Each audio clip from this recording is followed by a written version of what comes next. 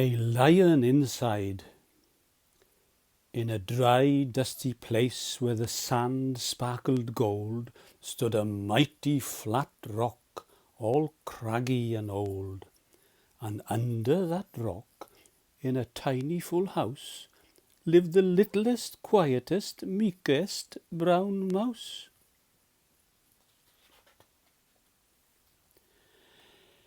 He was so very tiny, so incredibly small, that nobody noticed him ever at all.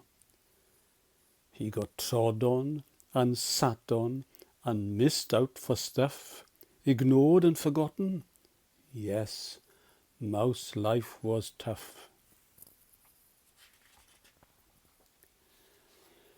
Meanwhile, far above on top of the rock, times were quite different. It was lion o'clock. This huge, toothsome creature made sure everyone saw how important he was by how loud he could roar.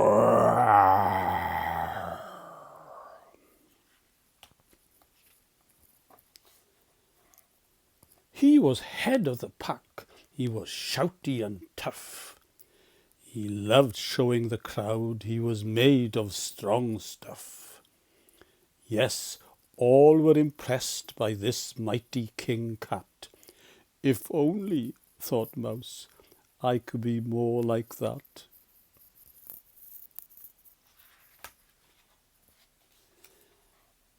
Then, late one dark night, in his Minnie Mouse bed, the cleverest thought popped into his head. He jumped from the covers and held up a paw.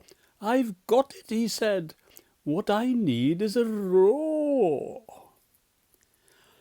I mean, what if this mouse, with the weeniest squeak, was a little more grrr and a little less meek?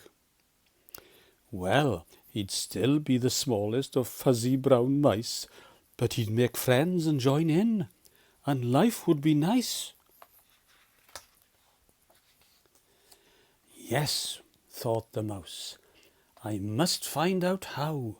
I will learn how to roar, and I will learn it now. But, gulp, oh my gosh, there was only one beast who could teach him this thing, but might make him a feast. It was time to be strong, take a chance. After all, forever was such a long time to feel small. So he made himself brave, and he thought like a winner. He set off for the top, hoping not to be dinner. It felt like the scariest thing he could do.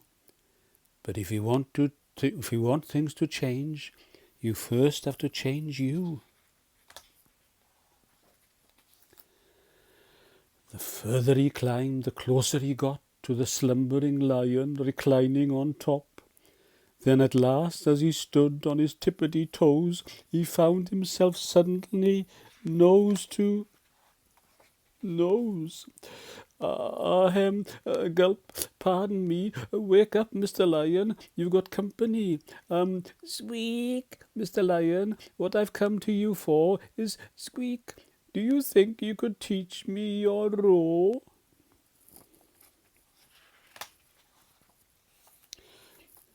A silence befell that twinkling plain.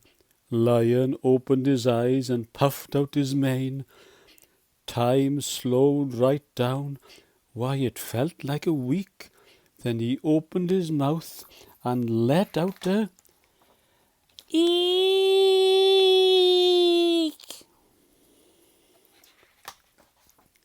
The lion was shaking, his paws all a fumble. He was backing away with a scrambling tumble. "Don't hurt me," he whimpered, "or try to be nice." Well, my goodness, the lion was frightened of mice. "Don't worry," Mouse peeped. "I'm a friend, not a foe. Let's rock this together. We'll have fun, don't you know?" That was a magical moment for sure. When Mouse didn't feel at all small anymore, he had found his true voice and learned to speak out, and for that you don't need to roar or to shout. And from that day and always, the two were a pair. They both liked that rock better, now that rock was to share. The Mouse, while still little, felt big in his head, and Lion, he still roared, but with a laughter instead. Ha ha ha ha ha ha! Yes, that day they both learned that no matter your size, we all have a mouse and a lion inside.